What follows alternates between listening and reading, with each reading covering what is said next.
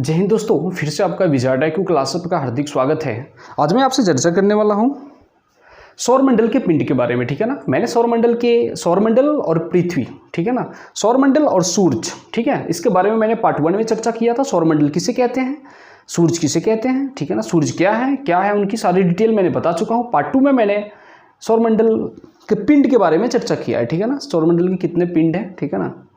अंतर्राष्ट्रीय खगोल संघ ने सौरमंडल को 3 भागों में बांटा था, सौरमंडल के पिंडों को, ठीक है। ये सारा चर्चा मैंने कर चुका हूँ। आज उसी के पिंडों के कुछ हिस्से बाकी हैं। जैसे मैंने आपको बुध को पढ़ा दिया था, पृथ्वी को पढ़ा दिया था और चंद्रमा को पढ़ा दिया था। चंद्रमा जो है ना पृथ्वी का एकमात्र उपग्रह है, ठीक है, उसके बारे में चर्चा हो चुकी थी। अगली चर्चा जो है हमें 5 जो ग्रह बच गए, ठीक है, सौरमंडल के ही पिंड है, 3 भागों में पिंडों को बांटा गया था, उसमें 5 जो ग्रह बच गए उसके बारे में आज मैं चर्चा करने वाला हूँ। ठीक है, तो चलिए ज़्यादा बात नहीं करता हूँ, काम की बातें करता हूँ। मंगल को मार्स कहते हैं, मंगल को क्या कहते हैं, मार्स कहते हैं, ठीक है ना। इंग्लिश में मंगल को क्या कहते हैं, मार्स कहते हैं। मंगल को लाल ग्रह भी कहा जाता है, ठीक है ना। मंगल को लाल ग्रह क्यों कहा जाता है, क्योंकि मंगल के सतह पे ना लौ ऑक्साइड की बहुत ज़्यादा है, भरमार पड़े हुए हैं, ठीक है ना। लौ ऑक्साइड के कारण इसका रंग लाल होता है, इसलिए इसे लाल ग्रह भी कहा जाता है। मंगल को लाल ग्रह क्यों कहते हैं, मंगल पे लौ ऑक्साइड ज़्यादा है, इसलिए लौ ऑक्साइड की संख्या थी, कलर कैसी होती है, लाल होती है, इसलिए इसे लाल ग्रह भी कहते हैं, ठीक है ना। मंगल के पास 2 ध्रुव है, ठीक है ना। मंगल के कितने ध्रुव है, 2 ध्रुव है। वहां भी पृथ्वी के समान ऋतु परिवर्तन होते हैं, याद रखिएगा। वहां भी पृथ्वी के समान क्या होते हैं, ऋतु परिवर्तन होता है, ठीक है ना। ऐसा पृथ्वी की तरह मंगल की धुरी झुकी होने का कारण, ऋतु परिवर्तन होने के कारण रीजन क्या है कि पृथ्वी की तरह क्या है, मंगल की भी धुरी क्या है, झुकी हुई है, इसलिए वहां पे क्या होते हैं, ऋतु परिवर्तन होते हैं। क्लियर है, मंगल के पास 2 ध्रुव हैं, ठीक है ना। और मंगल पे भी क्या होता है, ऋतु परिवर्तन होता है। जैसे पृथ्वी पे ऋतु परिवर्तन होता है ना हमारे यहाँ, ठीक है ना, वसंत ऋतु, शरद ऋतु, ठीक है ना, ग्रीष्म ऋतु, ये सारे होते हैं, वहां भी ये सारी चीजें होता है। ऐसा क्यों होता है, क्योंकि पृथ्वी की तरह ही मंगल की धुरी भी क्या है, झुकी हुई है। क्लियर है। चलिए, इसके 2 उपग्रह हैं, फोबोस और डीमोस। कितने उपग्रह हैं मेरे दोस्त, 2 उपग्रह हैं, फोबोस और डीमोस। कितने उपग्रह हैं, 2 हैं। क्या नाम है, पहला का नाम है फोबोस और दूसरे का नाम है डीमोस, ठीक है। तो मैंने आपसे चर्चा कर रहा था मंगल के बारे में, ठीक है ना। तो मंगल को लाल ग्रह कहते हैं, मंगल को इंग्लिश में मार्स कहते हैं, ठीक है ना। लाल ग्रह क्यों कहा जाता है, लौ ऑक्साइड की ज़्यादा है वहाँ पे, इसलिए लाल ग्रह कहा जाता है, क्योंकि लौ ऑक्साइड की कलर रेड होती है, इसलिए इसे लाल ग्रह भी कहा जाता है। क्लियर है। मंगल के पास भी 2 ध्रुव होते हैं, ठीक है ना। चलिए, मंगल पे भी पृथ्वी के जैसा ऋतु परिवर्तन होता है, क्योंकि पृथ्वी के समान ये क्या है, झुका हुआ है अपनी धुरी पे, इसलिए यहाँ पे ऋतु परिवर्तन होता है, ठीक है। 2 उपग्रह हैं मंगल के पास, फोबोस और डीमोस, ठीक है ना। ये सारी चर्चाएं थी मंगल के बारे में। आई थिंक मुझे जहाँ तक समझ में आ रहा है कि आपको ये चीज़ें समझ में आया होगा और याद भी हो गया होगा। अगली बात करता हूँ बृहस्पति के बारे में। बृहस्पति को इंग्लिश में जुपिटर कहते हैं, बृहस्पति को इंग्लिश में क्या कहते हैं, जुपिटर कहते हैं। ये सौरमंडल का ना सबसे बड़ा उपग्रह है, सौरमंडल का सबसे बड़ा ग्रह है, ठीक है ना। ये सौरमंडल का क्या है, सबसे बड़ा ग्रह है। जुपिटर क्या है, सौरमंडल का सबसे बड़ा ग्रह है, ठीक है ना। यह गैसों से निर्मित ग्रह है। इसके वायुमंडल में मुख्यतः हाइड्रोजन और हीलियम पाई जाती है। देखिए, गैसों से भरा हुआ ग्रह कौन सा है, तो बृहस्पति, याद रखिएगा। बृहस्पति सबसे बड़ा ग्रह है। सौरमंडल का सबसे बड़ा ग्रह कौन है, बृहस्पति, ठीक है ना। यह गैसों से निर्मित ग्रह है। ये किससे बना हुआ है, गैस से बना हुआ है, ठीक है ना। और इसमें कौन कौन से गैस है, हाइड्रोजन और हीलियम, ठीक है ना। याद रखिएगा, यह गैसों से निर्मित ग्रह है। सौरमंडल का सबसे बड़ा ग्रह कौन है, बृहस्पति। गैसों से निर्मित ग्रह कौन है, तो बृहस्पति। याद रखिएगा, कौन कौन से गैस है, हाइड्रोजन और हीलियम, ठीक है ना। बृहस्पति से रेडियो तरंगे प्रसारित होती है, ठीक है ना। बृहस्पति से रेडियो तरंगे भी प्रसारित होती है। याद रखिएगा, बृहस्पति से क्या होती है, रेडियो तरंगे भी प्रसारित होती है। पहली चीज है कि बृहस्पति को इंग्लिश में जुपिटर कहते हैं। सौरमंडल का सबसे बड़ा ग्रह कौन है, तो बृहस्पति है, याद रखिएगा। दूसरी बात है, मैंने आपको क्या कह रहा था कि यह गैसों से निर्मित ग्रह है मेरे दोस्त। ये गैसों से निर्मित ग्रह है, बृहस्पति जो है ना गैसों से निर्मित ग्रह है। कौन से गैस है, इसमें हाइड्रोजन और हीलियम, ठीक है। चलिए, बृहस्पति से रेडियो तरंगे प्रसारित भी होती है। रेडियो तरंगे किस ग्रह से प्रसारित होती है, तो बृहस्पति से। ऐसा क्वेश्चन आ सकता है, रेडियो तरंगे किस ग्रह से प्रसारित होती है, तो किससे कहेंगे आप, बृहस्पति से कहेंगे, ठीक है। चलिए, इसके पास ना 67 उपग्रह है। इसके पास बृहस्पति के उपग्रहों की संख्या कितना है, 67, जिसमें सबसे बड़ा उपग्रह कौन है, गैनीमेड, ठीक है ना। गैनीमेड लिखा हुआ है, ठीक है। सबसे बड़ा उपग्रह का नाम क्या है, गैनीमेड। तो यहाँ पे बहुत सारा इंपॉर्टेंस क्वेश्चन है यहाँ पे कि बृहस्पति के सबसे बड़े उपग्रह का नाम क्या है, गैनीमेड। कितने उपग्रह है, तो 67, ठीक है ना। रेडियो तरंगे किस ग्रह से प्रसारित होती है, तो बृहस्पति ग्रह से, ठीक है ना। गैसों से निर्मित ग्रह कौन सा है, तो बृहस्पति। गैसों से निर्मित ग्रह बृहस्पति में कौन कौन से गैस रहते हैं? हाइड्रोजन और हीलियम। क्लियर है। सौरमंडल का सबसे बड़ा ग्रह कौन है? तो बृहस्पति। क्लियर है। मुझे समझ में आ रहा है कि आपको याद हो गया होगा। इस ग्रह पर एक विशाल गड्ढा है भाई, याद रखना। बृहस्पति पे क्या है ना कि एक विशाल गड्ढा पाया जाता है। बृहस्पति पे क्या है? एक विशाल गड्ढा है जिससे आग का लपेटें निकलती रहती है। क्या होता है मेरे दोस्त? बृहस्पति पे एक बहुत सारा विशाल गड्ढा है। क्या है? बहुत विशाल गड्ढा है जिससे आग की लपेटें निकलती रहती है, जिससे यह विशाल लाल धब्बा जैसा दिखता है। बृहस्पति कैसा दिखता है? तो लाल धब्बे की तरह दिखता है। आप यहां भी क्वेश्चन बन जाएगा कि कौन सा ऐसा ग्रह है जो लाल धब्बे की तरह दिखता है, तो क्या कहेंगे आप? बृहस्पति कहेंगे। ठीक है ना। यह एक क्या है? बृहस्पति पे है क्या? एक बहुत सारा बड़ा गड्ढा है। ठीक है ना। क्या है? बहुत बड़ा गड्ढा है जिसमें आग की लपेटें चलती रहती है। भाई आग की लपेटें तो लाल होती है ना, इसलिए इसे क्या होता है, ये ग्रह जो है ना लाल रंग की दिखती है। ठीक है ना, लाल रंग जैसा दिखता है। क्लियर है। तो बृहस्पति के बारे में आप समझ गए। आकार में सबसे बड़ा ग्रह कौन है? बृहस्पति है। बृहस्पति को इंग्लिश में क्या कहते हैं? जुपिटर कहते हैं। सौरमंडल का सबसे बड़ा ग्रह कौन है? बृहस्पति है। अगली बातें हैं, यह गैसों से निर्मित ग्रह है। ठीक है ना। गैसों से निर्मित ग्रह कौन है? बृहस्पति है। कौन कौन सी गैस होते हैं? हाइड्रोजन और हीलियम होते हैं। ठीक है ना। सबसे ज्यादा उपग्रह वाला ग्रह कौन है? तो बृहस्पति है। ठीक है ना। सबसे बड़े उपग्रह की सबसे बड़े इसके उपग्रह का नाम क्या है? गैनीमेड है। कितने उपग्रह है? 67 है। ठीक है ना। बृहस्पति पे क्या होता है ना कि विशाल क्या है? बहुत बड़ा गड्ढा है जिसमें क्या होता है कि लाल आग जो होते हैं ना, आग की लपेटें बहुत ज़्यादा एकदम चलती रहती है, जिससे यह क्या होता है? रेड कलर का दिखता है। क्लियर है। तो चलिए ये सब बातें भी आपको समझ में आ गई। अगली बातें मैं करता हूँ शनि के बारे में। ठीक है। चलिए, शनि को ना सैटर्न कहते हैं इंग्लिश में। ठीक है ना। ये सौरमंडल का दूसरा सबसे बड़ा ग्रह है। ठीक है ना। सौरमंडल का सबसे बड़ा ग्रह कौन है? तो बृहस्पति। सौरमंडल का दूसरा सबसे बड़ा ग्रह कौन है?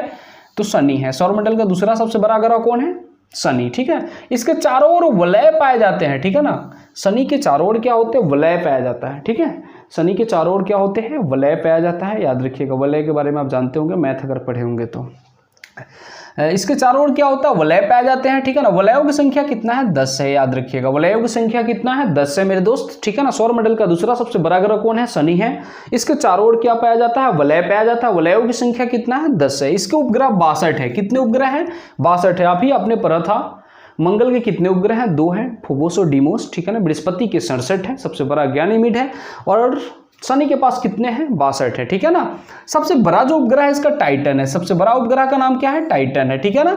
चलिए, तो आपको ये सारे क्वेश्चन बन जाएंगे। कौन से ऐसे ग्रह हैं जिसके चारों ओर वलय पाए जाते हैं? शनि। कितने वलय पाए जाते हैं? 10। ठीक है ना। शनि के कितने उपग्रह हैं? 62।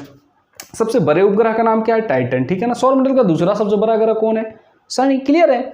चलिए, तीव्र गति से घूमने के कारण सौरमंडल का चपटा ग्रह भी कहा जाता है। ठीक है ना। ये क्या होता है ना, बहुत तीव्र गति से घूमता है, इसलिए इसे क्या कहा जाता है? चपटा ग्रह भी कहा जाता है। ठीक है ना। चपटा ग्रह किसे कहते हैं? तो शनि को। ठीक है। यह आकाश में पीले तारे की तरह नजर आता है। ठीक है ना। यहाँ भी क्वेश्चन बन जाएगा, पीले तारे की तरह कौन सा ग्रह नजर आता है? तो शनि आता है। ठीक है ना। चपटा ग्रह किसे कहते हैं? तो शनि को कहते हैं। याद रखिएगा, चपटा ग्रह किसे कहते हैं? शनि को। पीले तारे की तरह नजर कौन सा ग्रह आता है? तो शनि आता है। 62 किस ग्रह के पास उपग्रह है? तो शनि के पास। ठीक है ना। सबसे बड़ा उपग्रह का नाम क्या है? टाइटन। क्लियर है। वलयों की संख्या कितना है? शनि के पास 10। ठीक है ना। कौन सा ऐसा ग्रह है जिसपे वलय पाया जाता है? तो शनि। ठीक है ना। सौरमंडल का दूसरा सबसे बड़ा ग्रह कौन है? तो शनि। क्लियर है। चलिए, अब मैं आपसे बात करता हूं अरुण के बारे में। अरुण को इंग्लिश में ना यूरेनस कहा जाता है मेरे दोस्त। अरुण को इंग्लिश में क्या कहा जाता है? यूरेनस कहा जाता है। देखिए, इस पे ना मीथेन गैस की बहुत ज़्यादा दिखता है। ठीक है ना। मीथेन गैस का सूत्र क्या होता है? CH4 होता है, अगर आप साइंस पढ़ते होंगे तो। ठीक है। ऐसे मैं साइंस भी स्टार्ट करने वाला हूँ, आप परेशान नहीं हो। सारे वीडियो को अच्छी तरह बढ़िया से देखिए, एक एक चीज़ें आपका क्लियर होगा। ठीक है ना। तो अरुण को क्या कहते हैं? इंग्लिश में यूरेनस कहते हैं। इस पर मीथेन गैस की अधिकता है। ठीक है ना। इसलिए यह हरा रंग का दिखता है। ठीक है ना। अब ऐसा क्वेश्चन आ जाएगा कि कौन सा ऐसा ग्रह है जो हरे रंग का दिखता है? तो क्या कहेंगे आप? शनि। ठीक है ना। कौन सा ऐसा ग्रह है जो, सॉरी शनि कह रहा हूँ, अरुण। ठीक है ना। कौन सा ऐसा ग्रह है जो हरे रंग का दिखता है? तो अरुण। ठीक है ना। ऐसा हरा क्यों दिखता है? मीथेन गैस के कारण दिखता है। बहुत ज़्यादा यहाँ पे मीथेन है। अच्छा, एक और ये जो ग्रह है पूर्व से पश्चिम की ओर घूमता है। याद रखिएगा, ये ग्रह जो है क्या होता है? पूर्व से पश्चिम की ओर घूमता है। इसलिए यहाँ पे पश्चिम दिशा में सूर्योदय होता है और पूर्व दिशा में सूर्यास्त होता है। ठीक है ना। ऐसा ग्रह कौन है पूर्व से पश्चिम की ओर घूमने वाले? तो भाई अरुण है, ठीक है ना, याद रखिएगा आप, ठीक है।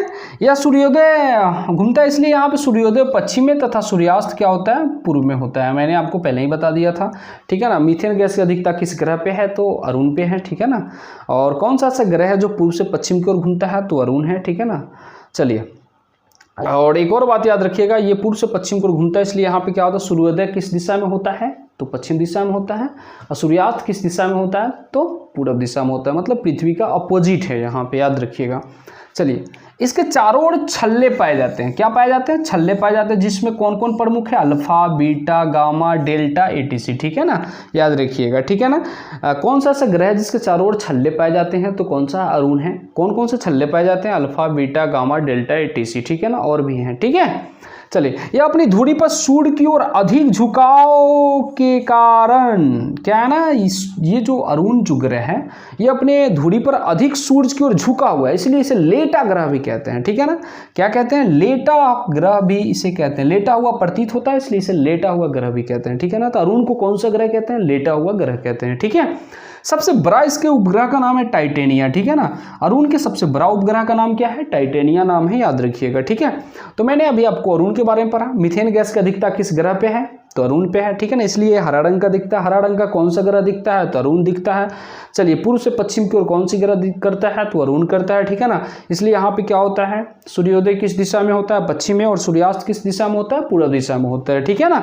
चलिए, इसके चारों ओर छल्ले पाए जाते हैं, कौन सा ऐसा ग्रह है जिसके चारों ओर छल्ले पाए जाते हैं, ठीक है ना। अपनी धुरी पर अधिक झुके होने के कारण, या लेटा हुआ कह सकते हैं, सूरज की ओर ज़्यादा झुके होने के कारण क्या होता है, ये लेटा हुआ प्रतीत होता है, इसलिए इसे लेटा हुआ ग्रह भी कहते हैं। लेटा हुआ ग्रह किसे कहते हैं, तो अरुण को कहते हैं। सबसे बड़ा उपग्रह कौन है अरुण का, टाइटेनिया, याद रखिएगा, ठीक है। अगली बातें मैं करता हूँ वरुण के बारे में, नेपच्यून। अगली बातें किसके बारे में करूंगा, वरुण के बारे में, इसको इंग्लिश में नेपच्यून कहते हैं, ठीक है। सूर्य से सबसे दूर ग्रह है, याद रखिएगा, सूर्य से क्या है, सबसे दूर स्थित ग्रह कौन है, तो वरुण है। बड़ा मोस्ट इंपॉर्टेंट क्वेश्चन है, आप याद रखिएगा। सूर्य से सबसे दूर ग्रह कौन है, तो वरुण है। सबसे ठंडा ग्रह कौन है, वरुण है। सबसे ठंडा ग्रह भी कौन है, वरुण है। सूर्य से सबसे दूर ग्रह कौन है, वरुण है। सबसे ठंडा ग्रह भी वरुण है, क्योंकि भाई सूर्य से दूर है तो ठंडा ही होगा ना।